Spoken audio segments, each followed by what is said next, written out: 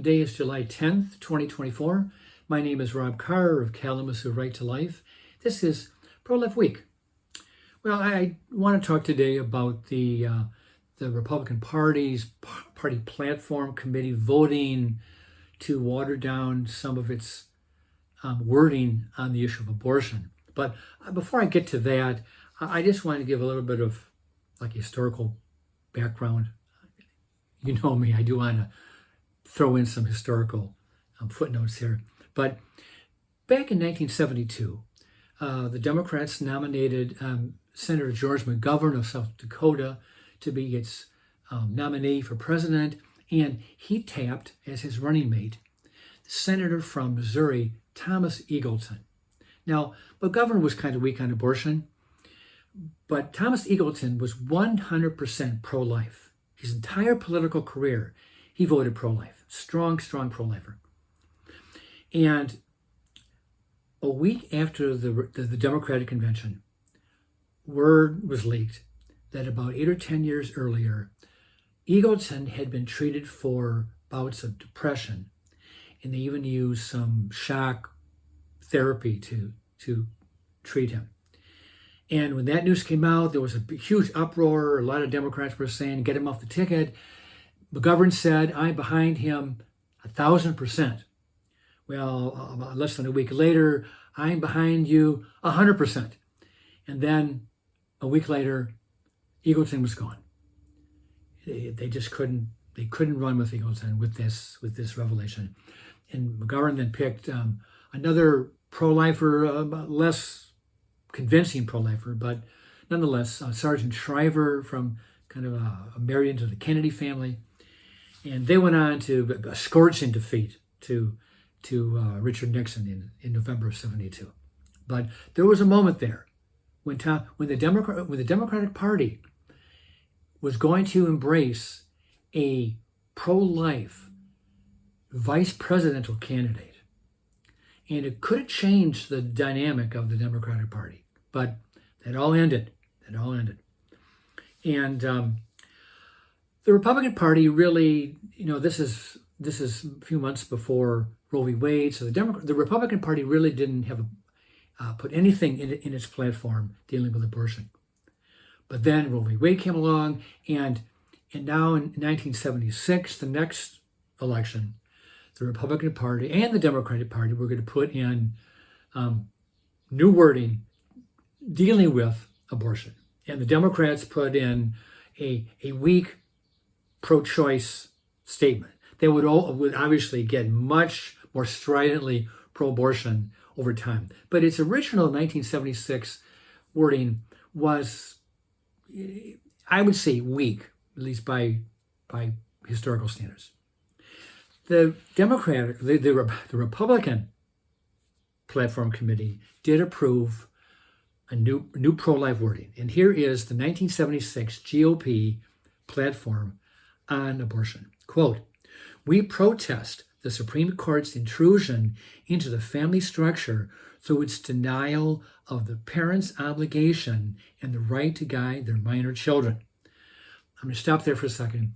What they're saying here is in reference to a Supreme Court decision called the Danforth decision in 1976, earlier that summer, that said that the state of Missouri had passed a law, and one of its pro-life law, one of the provisions was that a minor child had to get parental consent before they could get an abortion. And the Supreme Court stepped in and said, no, a minor daughter does not have to get either parental consent or parental notification. She does not have to get that. So the Republican Party here is saying that obviously was changed, but that was back in '76. So the Republican Party is responding to that Supreme Court decision by saying that they protest the Supreme Court's intrusion into the family structure through its denial of the parents' obligation and the right to guide their minor children. So let me continue here.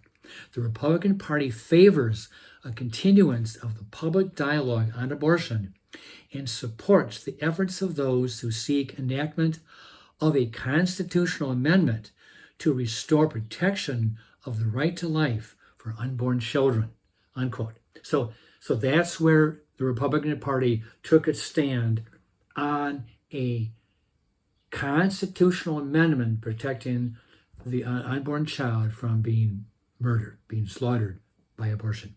And that wording was even strengthened in 1980 with Ronald Reagan, and it was a strong pro-life platform or plank from 1976 all the way up until this past Monday, 2024. And the Trump people, they've been pushing for, I would say, a weak policy, weak wording on abortion. So I'm going to read to you the wording that was just passed 2 days ago by the Republican Party. Quote, "We believe that the 14th Amendment to the Constitution of the United States guarantees that no person can be denied life or liberty without due process, and that the states are, therefore, free to pass laws protecting those rights.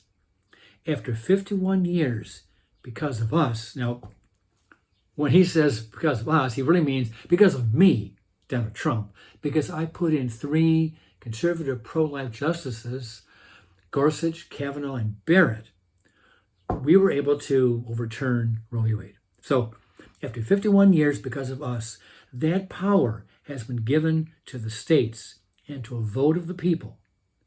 We will oppose late-term abortion while supporting mothers and policies that advance prenatal care, access to birth control, and IVF, unquote.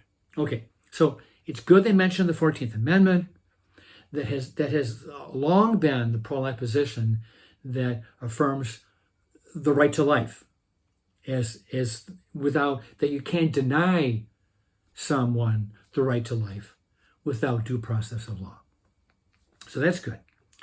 But the only time that the word abortion is mentioned is in the context of late-term abortion.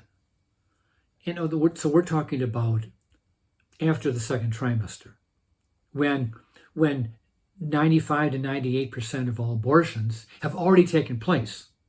So we're only talking about saving, maybe 3 to 5% of babies that would be aborted in that final trimester. So I think that's pretty weak myself. Let me keep reading here from this news article that talks about what the GOP just did.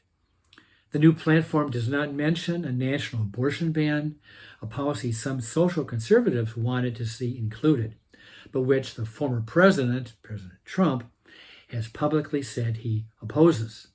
And I'll stop there for a second. A national abortion ban, if we're talking about a 15-week ban, it's the same problem that I have with the issue of late-term abortions. 95% of all abortions are done before the 15th week of pregnancy. So a national abortion ban at 15 weeks does nothing to save more unborn children. It does nothing. So national abortion ban is going nowhere. It really is. Okay.